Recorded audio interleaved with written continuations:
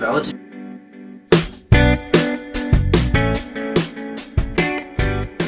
Not this. Hey guys. Hey guys. Okay, now you can. Hey guys.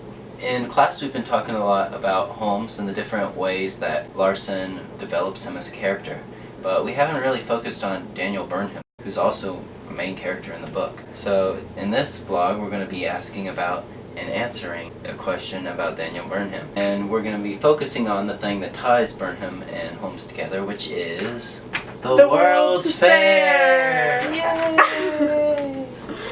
So the question is, why is the World's Fair so important to America and Chicago, and why is Daniel Burnham so excited to be taking up the project? So, looking back at the book, Larson says, "The most marvelous exhibit of modern times or ancient times has now just closed successfully at Paris. Whatever you do is to be compared with that. If you equal it, you have made a success. If you surpass it, you have made a triumph. If you fall below it, you will be held responsible by the whole American people for having assumed what you are not equal to. Beware," he warned. The World's Fair was held in 1993, 22 years after Chicago's fire, which destroyed most of Chicago's landscape. Yep.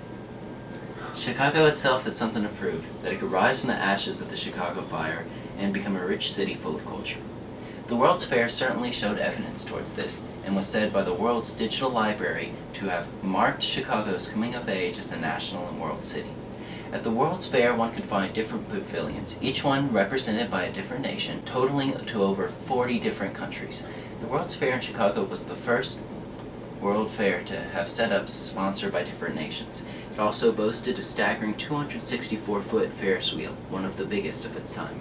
Now, to answer the second part of the question, why was Burnham so excited about overseeing the construction of the World's Fair?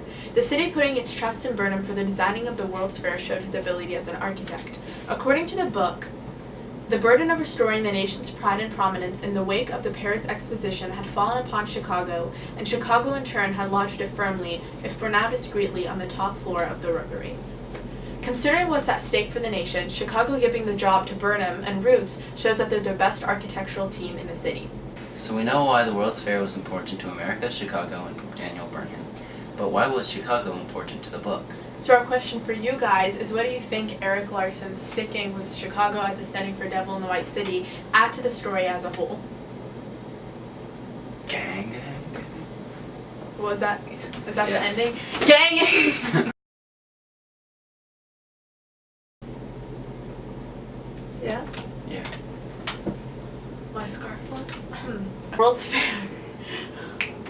Okay. Okay. The World's My Fair. name is Joseph. Oh my god, how many kids do you have? Helen. Helen. Who's Helen? Helen. Okay.